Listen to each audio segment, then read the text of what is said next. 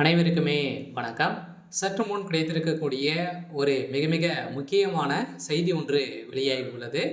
சற்று முன் திமுகவின் நிர்வாகிகள் கூண்டோடு ராஜினாமா, இது மாதிரி பார்த்தீங்கன்னா செய்திகள் வெளியாகிருக்கு. இப்போ அதிரடியாக முதல்வர் ஸ்டாலின் அவர்கள் பார்த்தீங்கன்னா நேற்று பேசிய நிலையில் சதுரடியாக பார்த்தீங்கன்னா திமுகவுடைய பொதுக்கூட்டம் நடைபெற்றது. இந்த பொதுக்கூட்டத்தில் பேசிய முதல்வர் ஸ்டாலின் அவர்கள் பார்த்தீங்கன்னா வருகின்ற 2026 சட்டமன்ற தேர்தலில் திமுகவுடைய நிர்வாகிகள் வெற்றி பெறலை அப்படின்னா அனைவருமே பார்த்தீங்கன்னா திமுகவிலிருந்து அடிப்படை உறுப்பினர்லேருந்து நீக்கப்படும் அப்படின்ட்டு பார்த்தீங்கன்னா ஒரு எச்சரிக்கை கொடுத்துருக்காரு. இந்த எச்சரிக்கையின் அடிப்படையில் இப்போ அதிரடியாக திமுகவில் முக்கிய நிர்வாகிகள்லாம் பார்த்தீங்கன்னா திடீர்னு ராஜினாமா கடிதம் முதல்வர் ஸ்டாலின் அவர்களுக்கு அனுப்பியதாக ஒரு தகவல் வழியாக இருக்குது. இந்த தகவலின் அடிப்படையில் தான் திமுகவில் பெரும் பரபரப்பை ஏற்படுத்தியிருக்கு. சில திமுக ஏற்கனவே ஒரு மிகப்பெரிய பிரச்சனையாகவே இருக்குது. திமுக உட்கட்சிகளே மோதல் ஏற்பட்டு இருக்கக்கூடிய நிலையிலும் அதே மாதிரி திமுக அனைத்து அமைச்சர்களுமே பார்த்தீங்கன்னா எங்கே பார்த்தாலும் ஊழல் வழக்கில் சிக்கியிருக்கக்கூடிய நிலையில் அமலாக்கத்துறை அதிரடியாக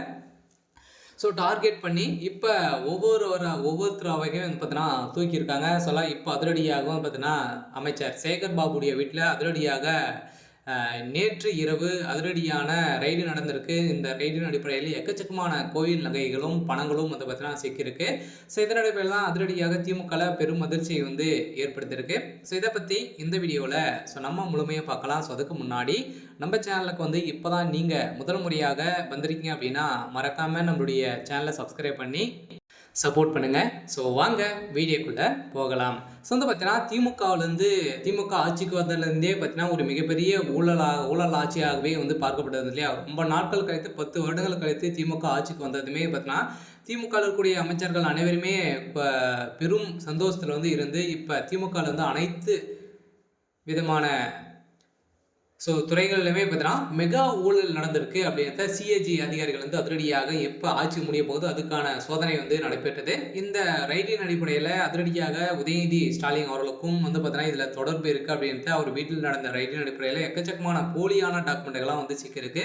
இதில் முக்கவாசி டாக்குமெண்ட்டை பார்த்தீங்கன்னா திமுக அவசரமாக எரிக்கப்பட்டதாக ஒரு தகவலும் வெளியாக இருந்த நிலையில் இப்போ அதிரடியாக புதிய அவங்க கொடுத்த ஆதாரத்தின் அடிப்படையில் தான் இப்போ ஒவ்வொரு அமைச்சராகவே பார்த்தீங்கன்னா அமலாக்கத்துறை இரவோடு இரவாகவே ரைடுகள் ரகசியமாகவே நடத்திட்டு இருக்காங்க. இந்த ரைடின் அடிப்படையில் செந்தில் பாலாஜியை தொடர்ந்து நேரு அவர்கள் அதே மாதிரி இப்போ சேகர்பாபுடைய வீட்டில் சதுரடியாக ரைடுகள் நடந்திருக்கு. இந்த ரைடின் அடிப்படையில் அதிரடியாக பார்த்தீங்கன்னா பெரும் திமுகவுக்கு பெரும் ஒரு மிகப்பெரிய சிக்கலாகவே இருக்குது.